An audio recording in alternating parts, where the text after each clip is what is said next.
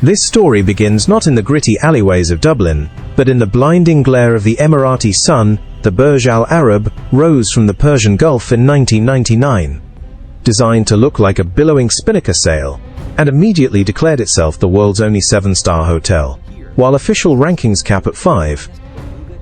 The Burj Al Arab operates in a stratosphere of its own making. It sits isolated on a man-made island, its interior decorated with half an acre of gold leaf. Guests dine in an aquarium-wrapped restaurant where a single serving of beluga caviar costs $700, and helicopters land on a suspended pad, where tennis legends Andre Agassi and Roger Federer once played a friendly match above the ocean. It is a place designed to make the impossible seem routine. In May 2017, this cathedral of excess hosted a wedding that would inadvertently redraw the map of global organized crime. The groom was Daniel Kinahan, a man approaching his 40th birthday, short, stocky, with thinning dark hair and eyes that observers frequently describe as cold and dead. Kinahan did not look like the typical billionaire hotel guest. His bride, Kawimhe Robinson, was a striking contrast in her mid-30s, with bottle blonde hair and a smile of blinding white teeth. As they sat on throne-like chairs beneath the massive ballroom chandeliers, the speeches likely glossed over the darker chapters of their romance. They almost certainly omitted the fact that Robinson's previous partner, Michael Kelly, had been a casualty of Dublin's gang wars in 2011, shot 14 times, and then run over by a car to ensure the job was finished. The guest list for this wedding was a who is who of the global underworld, a gathering so significant that intelligence agencies would later marvel at the sheer concentration of criminal power in water. One room. Among the vivid mix of relatives and business contacts sat Tyson Fury, the former heavyweight boxing champion. Fury, who had been managed by Kinahan, briefly tweeted a photo from the event before deleting it, a momentary lapse in an otherwise strictly social media-free zone. But Fury was the least of law enforcement's worries. Scattered among the tables were men who controlled the flow of narcotics across continents. There was Ridwan Taghi, the Moroccan-Dutch kingpin, whose name was whispered in fear across the Betrayal, Netherlands due to his links to multiple liquidations. Nearby sat Edin Gakanin, the Bosnian Dutch head of the Tito and Dino cartel, and Ricardo Enrico Riquelme, a Chilean importer with deep ties to South American producers. Perhaps the most cultured of the criminals present was Raffaele Imperiale, a suave Italian tied to the Camorra Mafia. Imperiale was not just a drug trafficker. He was an art aficionado. Not long before the wedding, Italian authorities had discovered 2 priceless stolen Van Gogh paintings' view of the sea at Scheveningen and Congregation, leaving the Reformed church in Nuenen hidden in his parents' home near Naples. This gathering was not merely social, it was a board meeting for a criminal conglomerate. The US Drug Enforcement Administration (DEA) had been tracking Kinahan for years, and they had managed to place an informant inside the wedding. At immense personal risk, this source secretly filmed the event and drew a map of where each gangster sat. These intelligence scraps confirmed a terrifying reality. These men were not competitors. They had formed a super cartel, pooling their resources to buy cocaine in bulk directly from South America and sharing the logistics to move it into Europe. Europol later estimated this alliance controlled a third of the European cocaine market, a trade worth roughly $20 billion annually. In the years following that opulent wedding, the noose tightened for many of the guests. Taghi was hunted down in Dubai in 2019, extradited to the Netherlands, and sentenced to life in the bunker, a fortified court, though his reach was such that a witness's lawyer and a famous crime journalist were murdered during the trial. Gakanin and Riquelme were also swept up in international dragnets, serving time in the Netherlands. Imperiale turned state's witness in Italy. Yet, Daniel Kinahan remains free, while the US government has since placed a $5 million bounty on his head, likening his organization to the Camorra, the Yakuza, and Los Zetas. He remains a ghost in the desert, the last man standing from the wedding of the century. To understand how a Dublin family ended up on a sanctioned list alongside the Russian mob and the Japanese Yakuza, we must look past the glitz of Dubai and peer into the grim, Grey history of the Irish penal system. American law enforcement may currently be focused on Dan, but the blueprint for the cartel was drawn by his father. A man who treated prison not as a punishment, but as a university. Portloy's prison sits in the Midlands of Ireland, a forbidding 19th-century fortress that has historically housed paramilitary prisoners and the country's most dangerous criminals. In 1997, 2 decades before the champagne flowed at the Burj Al Arab, Christy Kinahan Sr. was an inmate in the prison's notorious E-wing. It was a place of Victorian squalor, infested with vermin, where inmates still used buckets for toilets and spent their days in a volatile, violent pressure cooker. Yet, amidst the chaos, Kinahan Sr. stood apart. Born into a respectable middle-class Dublin home, Kinahan Sr. did not fit the profile of the desperate, poverty-stricken criminal. He began his career with white-collar check fraud, cultivating a persona that earned him the nickname the Dapper Don. In a world of criminals with monikers like the Penguin, the Viper and Fatso, Kinahan affected a refined, almost aristocratic Anglo-Irish accent. He was a conman at heart, but he possessed a chilling ability to adapt. When the heroin epidemic ravaged Dublin's inner city in the late 1970s and early 80s, tearing communities apart, Kinahan saw a market inefficiency. The city's first major heroin importer, Larry Dunn, was imprisoned in 1985. Leaving a void, Kinahan stepped in to fill it. His rise caught the attention of a young, sharp detective named Michael O'Sullivan. O'Sullivan noticed something peculiar about this new player. In the heroin trade, newcomers were usually addicts themselves, spiraling into debt and sloppy decision-making. Kinahan was different. He never touched the product. He ran his operation with the cold efficiency of a logistics manager. In 1986, O'Sullivan went undercover as an electrician to surveil him. The sting was successful, catching Kinahan with a significant stash of heroin. But what police found alongside the drugs was even more revealing: language tapes. While other dealers were buying flash cars, Kinahan was teaching himself French and Arabic. He was already thinking beyond the Dublin postal districts. After a 6-year stint and a subsequent bail-jumping escape in the early 90s, Kinahan fled to Amsterdam. At the time, the Dutch capital was described as a Star Wars cantina for European crime, a place where notorious villains from Britain, Ireland and the continent mingled freely. It was here that the Dapper Don truly expanded his horizons. Networking with Colombian cartels and Moroccan hashish suppliers, however, familial duty brought him back to Ireland in 1997 for his father's funeral, where the law finally caught up with him. Back in Portloy's, serving time for the check fraud he had fled years prior, Kinahan Sr. refined his methodology. Prison officer David MacDonald recalled an inmate unlike any other.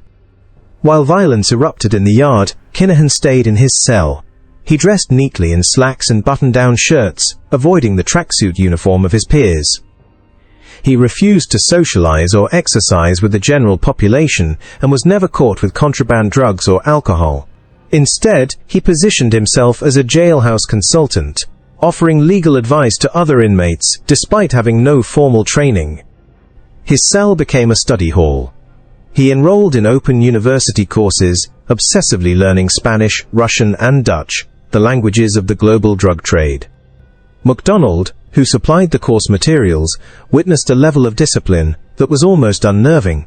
In 2001, the system offered Kinahan early release for good behavior. In a move that stunned the warden and remains a legend in the Irish prison service, he declined. He had 2 months left on a course and felt he could concentrate better inside the cell than outside. He stayed, finished his class, and only then walked free. Detective O'Sullivan later described Kinahan Sr. as a strategic mercenary, a man who learned from every mistake. While his contemporaries were rotting in jail or dying in feuds, Christy Kinahan was building a syllabus for a global empire, preparing to hand the keys to his son Daniel. While Christy Kinahan Sr. was refining his intellect in prison, his sons were receiving a very different kind of education on the streets of Dublin. Daniel and Christopher Jr. were raised by their mother, Jean Boylan, a cleaner with no criminal connections who worked at a local police station. She raised them in the Oliver Bond Flats, a bleak, concrete housing project in the inner city, famously described in court as an ideal place to sell drugs. Despite her best efforts to shield them, the gravitational pull of their father's legacy was too strong.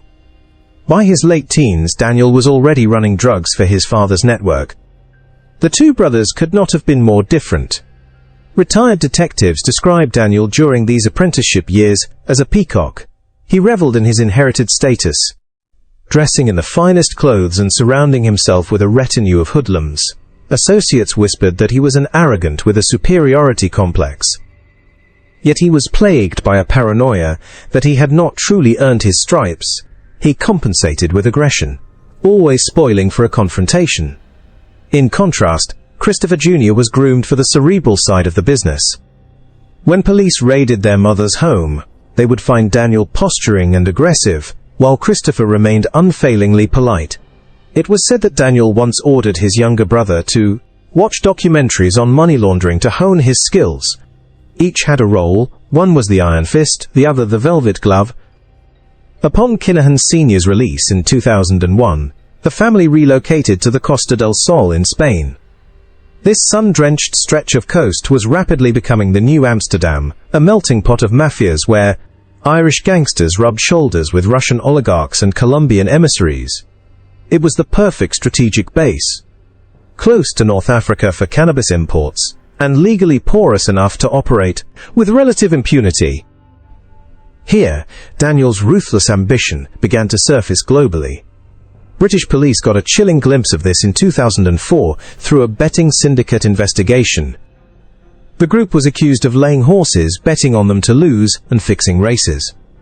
When jockey Kieran Fallon won a race, the syndicate expected him to lose. Costing them a fortune, Daniel flew to England with a team of enforcers. They planned to confront Fallon at his home, a mission only aborted when they spotted an unmarked police car. In captured wiretaps, the syndicate leader described Daniel as only a little fella, but you know when you have been spoken to. By 2009, the family's operation had grown too large to ignore. They were no longer just moving hashish. They were riding the wave of Europe's cocaine boom. The Dapper Don had professionalized the outfit, hiring instructors to train members in anti-surveillance, martial arts, and even hostage handling. But the violence eventually brought heat. The execution of an enforcer named Paddy Doyle in 2008 triggered Operation Shovel, a massive international crackdown involving Spanish, Irish, and British police. In May 2010, dawn raids across the Costa del Sol seemed to signal the end of the Kinahan empire. Police kicked down doors, seizing luxury vehicles, and freezing hundreds of bank accounts. Christy Sr. was arrested in his pajamas, politely telling officers he would have opened the door if they would just rung the bell. Daniel was far less cooperative. Authorities proclaimed a major victory, believing they had dismantled the network. They were wrong. Despite years of surveillance, the case for drug trafficking collapsed due to a lack of concrete evidence. The core leadership walked free after a few months, with only minor charges sticking. However, Operation Shovel did have one unintended, catastrophic consequence. Christy Sr. was extradited to Belgium to serve time for money laundering. Removing the steady hand from the tiller, this left the volatile, ambitious Daniel in varying degrees of control. Rather than being destroyed, the organization hardened. They adopted military-grade encryption, purged weak links, and under Daniel's direction, began to morph into the untouchable super cartel. With Christy Sr. imprisoned in Belgium and the prudent restraint of the old guard fading, the organization's discipline began to fracture under the weight of Daniel's paranoia.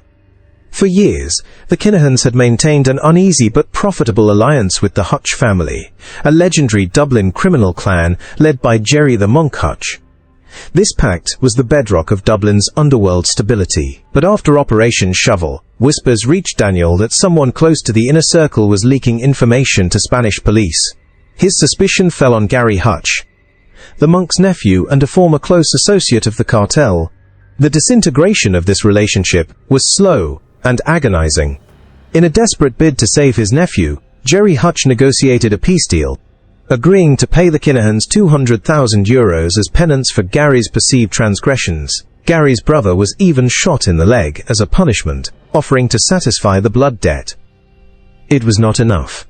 In September 2015, Gary Hutch was chased around a swimming pool in a quiet residential complex in Marbella and executed. The betrayal shattered the underworld's code of conduct. Jerry Hutch, who had retired from active criminality, reportedly told associates that the deal had been broken by the devil. The response from the Hutch faction was a spectacle of violence designed to decapitate the Kinahan leadership. On February 5, 2016, the Regency Hotel in Dublin was hosting a weigh-in for a boxing match promoted by MGM, later MTK Global. The room was packed with fans, media, and high-ranking cartel members. Suddenly, a van pulled up outside. A man dressed as a woman, and another in a flat cap, entered the lobby, armed with handguns. Moments later, a tactical team stormed the building. Dressed in full police SWAT gear and wielding AK-47 assault rifles, they opened fire. It was a scene reminiscent of narco warfare in Sinaloa, not a Friday afternoon in suburban Dublin. Panic erupted. Daniel Kinahan, the primary target, managed to escape through a window just seconds before the gunman breached the main hall. His lieutenant, David Byrne, was not as lucky. He was gunned down in the lobby. The audacity of the attack, using the disguise of the state's own police force to attempt a mass assassination, stunned the nation. Daniel's survival guaranteed a retaliation of biblical proportions. Investigator Noel Brown described Daniel's reaction as unrestrained fury. The veneer of the international businessman vanished, revealing the street thug from the Oliver Bond flats. The order went out: kill everyone. Not just the gunmen, but their families, their associates, and anyone connected to the name Hutch. 3 days later, Eddie Hutch, Jerry's brother, and a taximan with no involvement in violent crime, was shot dead in his hallway. Over the next 2 years, the feud claimed 18 lives. The violence was indiscriminate. In Mallorca, an innocent council worker named Trevor O'Neill was murdered in front of his family, simply because he resembled a Hutch associate. But while the bloodshed was medieval, the methods were modern. The Kinahans were no longer relying solely on local thugs. They imported death. In 2017, intelligence agencies tracked an Estonian hitman named Imre Arakas, known as the Butcher, arriving in Dublin. He had been hired to assassinate a rival. Directed by encrypted messages from a handle known as Bon4, Daniel Kinahan. When police raided the safe house, they found Arakas with a cryptic list of targets and a secure device. Police managed to photograph the messages seconds before they were remotely wiped from a server in a different country. The scope of their alliances had become terrifying. Investigators discovered that the Kinahans were trading favors with groups far more powerful than simple street gangs. They had forged links with Hezbollah. In a shocking revelation, it emerged that the cartel had facilitated the murder of an Iranian dissident in the Netherlands as a service to their Middle Eastern contacts, likely in exchange for money laundering channels or drug routes. They outsourced the hit to a Dutch gang, treating political assassination as just another transaction. The Dublin street war had metastasized into a global conflict, fought with encrypted phones, international mercenaries, and the backing of terror groups.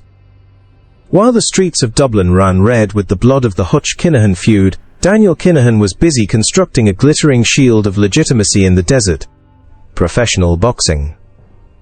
For Kinahan, the sport was more than a passion. It was a washing machine for his reputation and his money. He had long been enamored with the sweet science, having founded the MGM gym in Marbella with professional boxer Matthew Macklin in 2012. After a trademark dispute with the Las Vegas casino, they rebranded to MTK Global, shorthand for Mac the Knife. To the casual observer, MTK was a success story, managing hundreds of fighters and securing them better pay and living conditions than rival promoters. But to intelligence agencies, it was a front. The gym in Dubai became a sanctuary where cartel lieutenants could mingle with world champions. A visitor to their headquarters near the Burj Khalifa described a surreal scene: an entire floor housing boxing operations alongside a freight shipping business decorated with images of the very containers used to smuggle cocaine into Europe. Daniel's ambition was to be a kingmaker, and he nearly succeeded.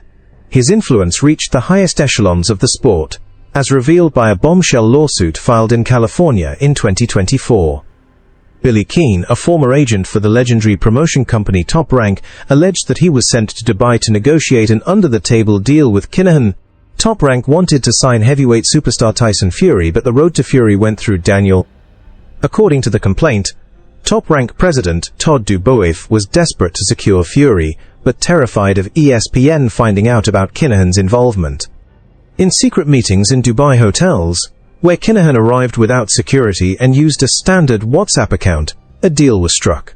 The lawsuit alleges that Kinahan was promised a consultancy fee, reportedly $1 million per fight, and an output deal that would guarantee TV exposure for other MTK fighters.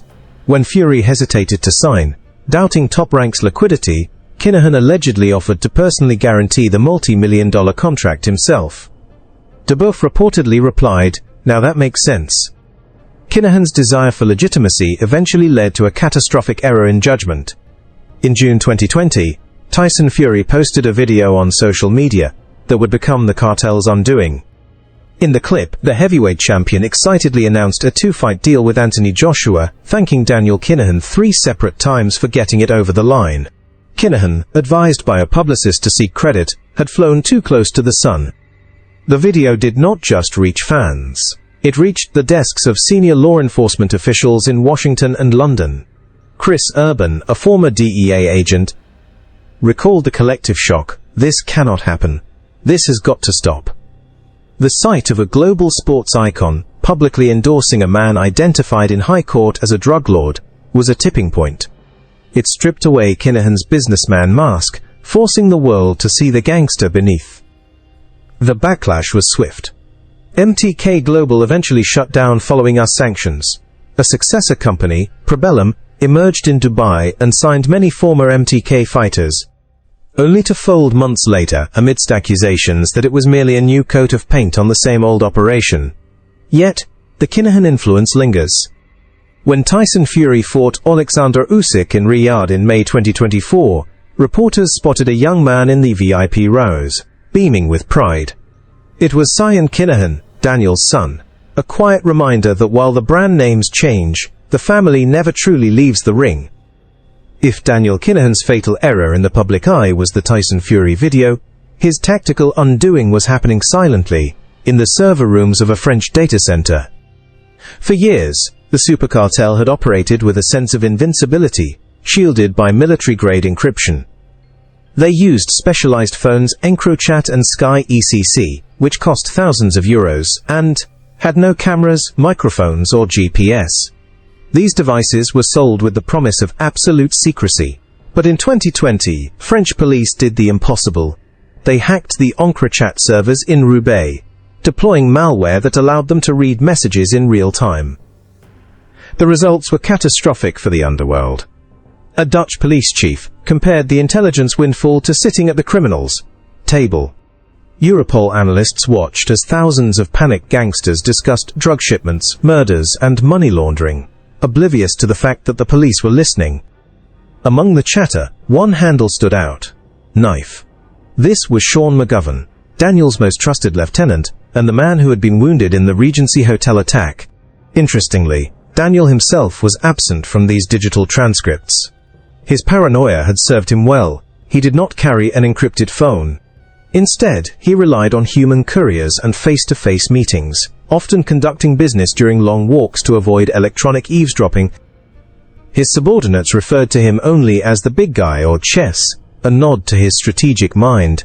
But while Daniel was a ghost, his organization was not. The hacks revealed the granular details of their logistics. Cocaine was bits, cannabis was jackets, and the port of Valencia was their gateway, where corrupt dockworkers hid drugs in shipments of coffee and machinery.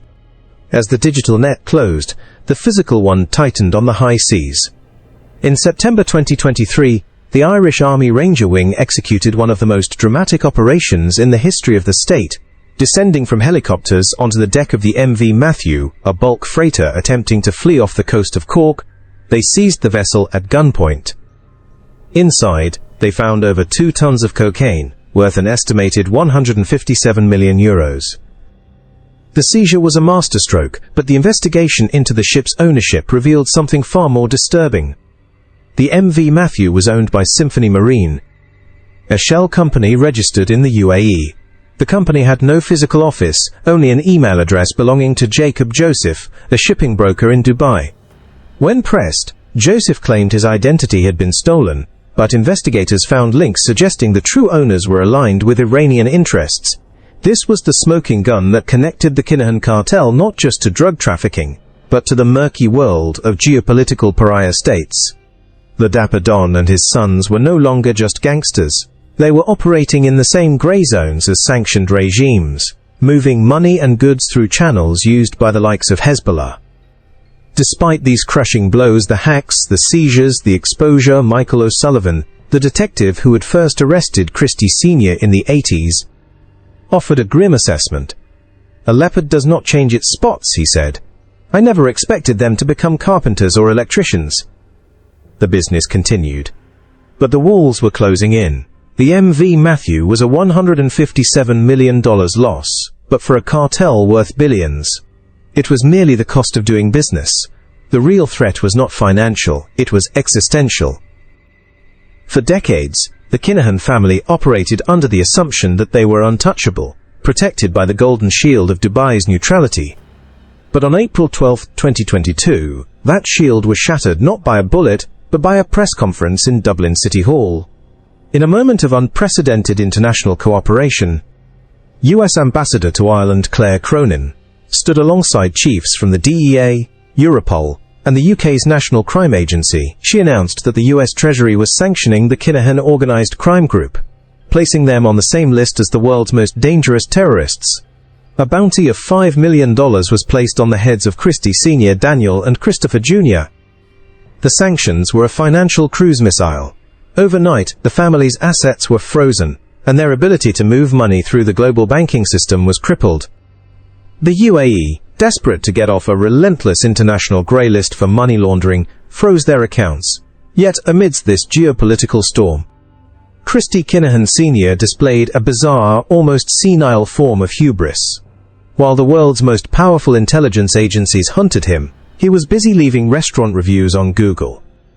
Using the pseudonym Christopher Vincent, the Dapper Don posted over 200 reviews, offering mundane critiques of local businesses. He rated a Dubai cafe 5 stars for its eggs with almond bread and acai bowls, noting the meal was well presented. He reviewed a fishing trip, boasting that he and his friends had caught a cartload of fish.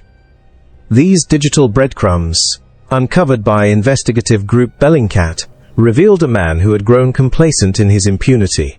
But the reviews also inadvertently tracked his movements to Zimbabwe and Egypt, where documents later showed he had attempted to broker a deal to buy military transport planes for millions of dollars, likely to lease to Iranian interests. It was a terrifying glimpse into his delusions of grandeur. A drug dealer trying to become a geopolitical arms broker. But the real collapse of the Dubai sanctuary came from within. Raffaele Imperiale, the art-loving Italian drug lord who had attended Daniel's wedding, was arrested in Dubai and extradited to Italy. Facing decades in prison, he turned pentito, a state witness. From a high-security cell, he began singing to prosecutors, filling thousands of pages with testimony. He revealed the internal logic of the super cartel, explaining that while they were partners, they were also competitors who quietly dug pits for each other. He recounted how the cartel had once planned to fly Colombian ninja hitmen into Dubai to eliminate a rival, only to cancel the hit because Daniel Kinahan insisted that Dubai must remain a neutral zone where their families could live safely. That neutrality is now dead. In a landmark move, Emirati authorities finally bowed to international pressure.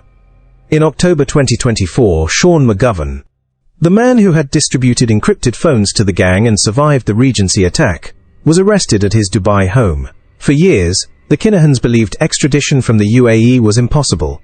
McGovern's subsequent extradition to Ireland to face murder charges proved them wrong.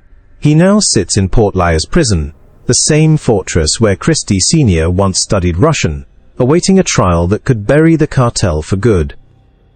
The walls of the Golden Cage are closing in. Daniel Kinahan, once the flashy boxing promoter living in a penthouse on the Palm Jumeirah, has been forced underground, reportedly moving constantly between safe houses. The US DEA has made it clear they are playing the long game. while the current administration focuses on fentanyl and Mexican cartels.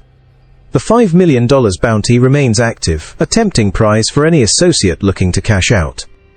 As the sun sets over the Persian Gulf, the Kinahan family finds themselves in a prison of their own making. They have billions of dollars they cannot spend, a luxury lifestyle they cannot enjoy, and a list of enemies that includes the most powerful governments on Earth. Michael O'Sullivan, the detective who started it all, was right. The leopard did not change its spots, but the jungle has changed around it. The super cartel, born in the cell block and legitimized in the ballroom, is slowly suffocating in the desert,